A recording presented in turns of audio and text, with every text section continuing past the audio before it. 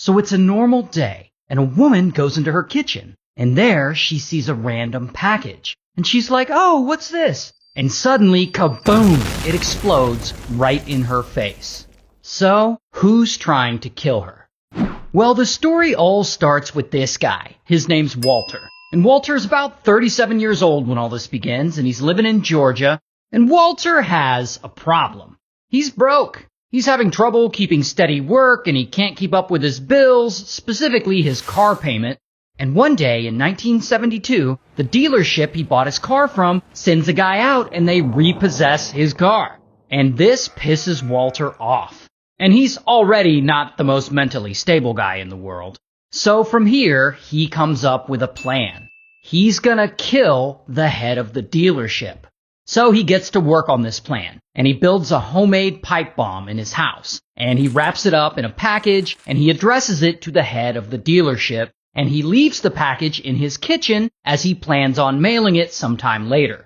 But then later, his wife finds the package in the kitchen, and she's like, "Oh, what's this?" And she opens it, and kaboom, the bomb goes off right in his wife's face. Now, luckily, she survives, but her hand, shoulder, and eye are severely injured.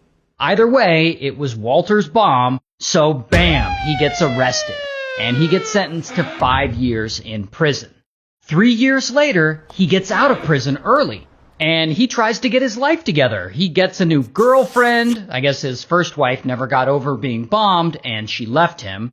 He gets a new job. He considers getting back into studying law because he really wants to be a lawyer one day. And that leads to a new problem. He's a felon now, and because of the criminal record he now has, he won't ever be able to practice law. So he decides to appeal, and he tries to get his conviction overturned and expunged. And he spends the next few years filing appeals, and he tries over and over and over again, but his appeals keep getting rejected. Meanwhile, he starts up his own business, designing and selling outboard motors for boats, which, that's a legitimate business. However, Walter, he's kind of a shady guy. So immediately, he starts secretly taking out $750,000 life insurance policies on each of his 3 employees. And if they die, his company will collect the payout. Then he takes the 3 employees out on his boat about 10 miles out on the Atlantic Ocean under the pretenses of doing some work. So he has the employees get into the water in scuba gear to take some promotional photos of the propeller. When they're done, they try to get back on the boat, but Walter won't let them. They try to climb the boarding ladder and he'll stomp on their fingers, and he refuses to throw them life preservers. And at one point he even throws an anchor at one of their heads. He wants these guys to die so that he can collect the life insurance money. Now eventually he just leaves, and he takes the boat and he abandons them, hoping that they'll drown. Well, luckily, at some point a commercial ship passes by, sees them, and rescues them. And of course, bam, Walter gets arrested again, this time for attempted murder. Later, in 1983, he goes to trial, and the trial ends in a hung jury, which results in a mistrial. And the prosecution isn't sure that they can get a guaranteed guilty verdict if they try him again, so the state ends up dropping the charges altogether, and now Walter is a free man. And now that he's free, he goes back to his regular civilian life, and he still really wants to practice law. But again, he'll never be able to because of his previous conviction.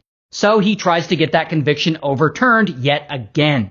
And the 11th Circuit Court of Appeals shoots him down one last time. And that is when Walter finally snaps. In that moment, he decides that the court system isn't just wrong, but it's his enemy. And he becomes determined to get revenge. Specifically, he wants revenge on the judges of the 11th Circuit Court of Appeals. And since he has experience making bombs, he decides he's gonna kill them that way. But first, he needs to test one out. So in 1989, he's at home and he builds a tear gas package bomb, which I guess instead of exploding it, disperses a cloud of tear gas when you open it. So then he mails that bomb to the regional offices in Atlanta of the NAACP, the civil rights organization. and an NAACP employee opens the package, and suddenly the entire office fills with tear gas, and 8 people have to be hospitalized. But luckily, no one dies.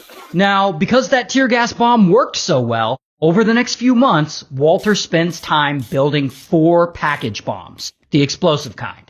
Once he's done, it's time to put his plan into motion. So first, he mails 1 bomb directly to the home of a federal appeals court judge. Then, over the next couple of days, he mails 3 more bombs. 1 to a civil rights attorney, 1 goes to a civil rights organization, and another to the appeals court itself. He's mailing bombs to the civil rights organization to make the attacks appear racially motivated, because when the feds inevitably investigate these bombings, they'll assume that the bombs came from an anti-black organization and not from him. Anyway, the federal appeals court judge receives the first package, and he sits down at the kitchen table to open it, and suddenly, kaboom, the bomb explodes.